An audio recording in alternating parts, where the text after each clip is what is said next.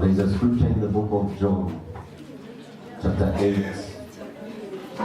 verse 36. I will ask you to listen. John chapter 8, verse 36, the Bible says that if the Son therefore shall make you free, then you shall be free indeed. I read again. If the Son therefore shall make you free, then you shall be free indeed. In the current world we are living today, one of the things that people really esteem is something called freedom. And we've been following what has been going on in politics and in the world of corruption. And there are people who have been imprisoned and others are in jail just because of allegations of corruption. And when you listen to these cases being proceeded in the courts, the lawyers really beg that those people who have been arrested be given something called a bond or a bail. And what bond or bail simply means is that these people will be let out of jail so that the case can continue when they are out there. This is because people esteem freedom. This world, you may have money. This world, you may have all the education you need.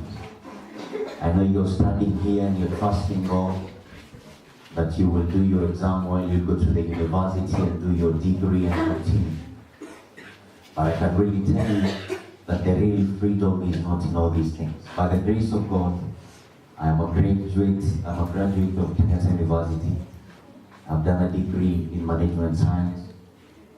But I can tell you, having a degree is not the real freedom. There are people who have done 1 degree. There are people who have done even 4 degrees. There are people who have done even PhDs. But they are not living good lives. It is because freedom is not in these degrees. Freedom is not in PhDs. Others have a lot of money. There are people with millions and billions in the bank. I have a friend that we used to live together.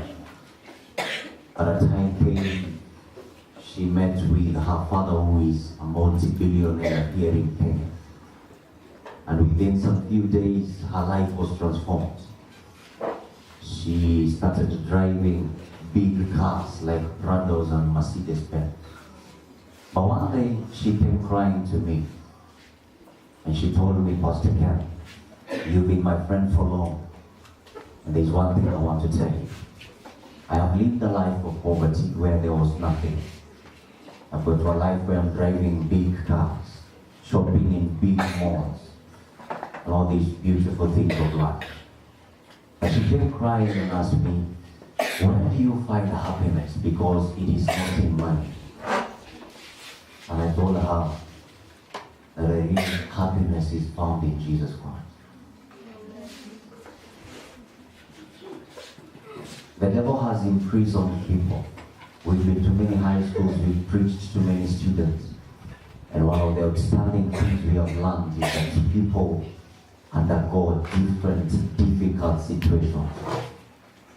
I've been to places where I've preached to students, and one student told me, Pastor Kyaani, sometimes I really desire that the term will be very long so that I don't get the time to go home, because when I go home, life at home is hell.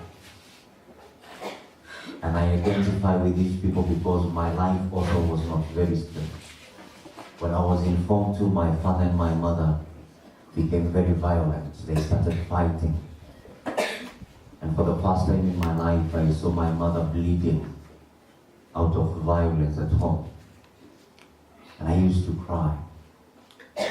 When I was in school, I didn't want to go home, because I knew when I go home, I will find my mother screaming because of the fighting between them. Finally, my father and my mother divorced. And I was left to start my life in the streets of Thika. So I understand the things that happen back at home. There are people who are even not able to do their studies well because they undergo different difficult situations at home. This is the strategy of the devil, that he will imprison you. He will make sure you don't have peace. Your days in school are full of crying and weeping. You look at other students happy, and then you look at your life and you wonder, does God really love me? Trust you me, I also had those moments in my life. When my family parted ways, I started using drugs. The same man you're seeing standing in front of you, whether you believe it or not. I have used ban. I have drunk alcohol. I have taken the local brews. I've eaten miraa. I've done so many things.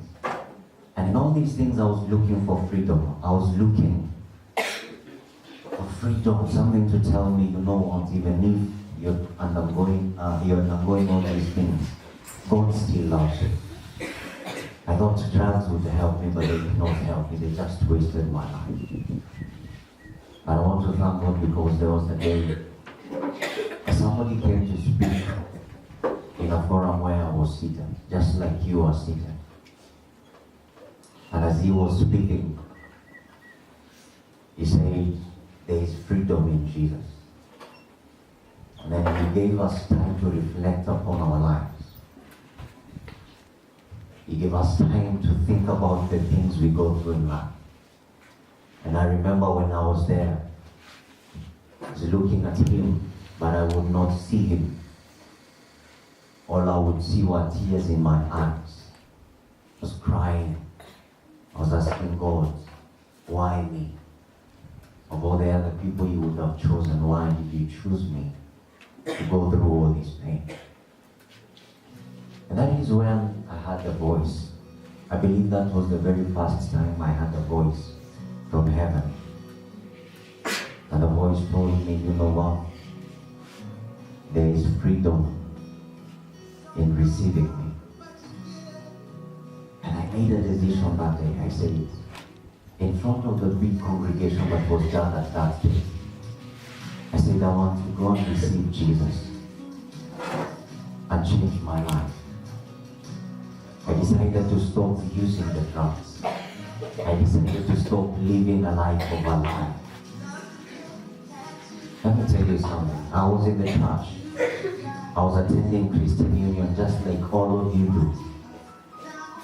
I used to play piano in the church. But I was living a life of a lie. Lying to people that I'm born again. But the truth was I was not living a godly life. But when I say, Jesus, speak my life, I want to live a life of holiness and righteousness. Today, I've been able to do my first degree. God ordered people to pay my school. Today, I am preaching and telling people there is hope in Jesus Christ. And I don't know what you're going through today. I don't know the situation back at home.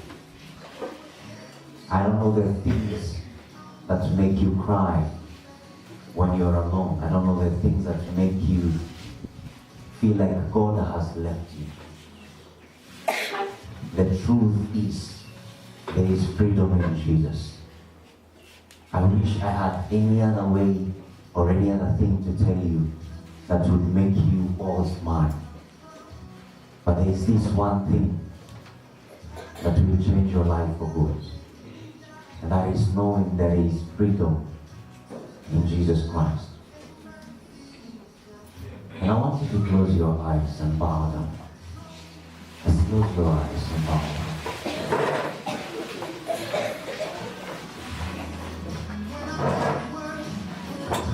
This life, you cannot manage it with your own wisdom. You cannot manage it with your own knowledge. You just need somebody who is going to hold your hand and is going to walk with you. So that 5 years from today, 10 years from today, when you have your family, when you have your husband with you and your children, you will remind them and tell them, my journey in school was not very easy, but I am glad I found freedom in Jesus Christ. And I want to pray with somebody who is saying, Jesus, I have a lot of things going on in my life. Somebody is saying, Jesus, there are tears in my heart. There are tears in my eyes. There are things that I cannot even share with my friends that are happening in my life, at home, everywhere I am. And somebody is saying, Lord, would you just give me a taste of your freedom? I desire that freedom. Wherever you are, I just want you to lift up your hand high, and I will pray with you. Somebody who is undergoing different difficult situations in life, and they're saying, Lord, will you just give me freedom? That, Lord, you may wipe away my tears. That, Jesus, you may give me the real freedom. That, Jesus, you may make me smile once again. Lord, make me smile once again. Lord, wipe away my tears and give me a reason to smile. Give me a reason to say, Lord, you love me. Give me a reason to just lift up my hands and say, Lord, thank you that you're with me. Lift up that hand high. Lift up that hand high even as we pray in Jesus' name. Lift up that hand. Oh, Father, we thank you. There is freedom in Jesus Christ. There is freedom in receiving this Jesus. There is freedom in Jesus Christ. I want you to pray this prayer with me. Say, Heavenly Father. I can't hear you. Say, Heavenly Father. Heavenly Father. I thank you for this opportunity. I thank you for this opportunity. And I understand that the true freedom is found in Jesus Christ. Father, I pray that you may wipe away my tears. I can't hear you. That you may wipe away my tears. And give me a reason to smile again. In Jesus' name. Lift that hand high even as I pray for you. Father in heaven, in Jesus' name. I thank you for every hand that is lifted up in this place. I thank you for everybody who's been under the sound of my voice. I pray in the name of Jesus that you may give them the real freedom. The freedom that is found in Jesus Christ. Father, them that are crying out of different difficult situations, I pray that you may wipe away their tears in Jesus' name. And I pray that, God, you may give them a reason to smile again. May you give them hope, them that have lost hope in life. And God, may you change their lives for good, to the glory, honor, and praise of your name. For this we pray, believing and trusting in Jesus' name. Amen. God bless you.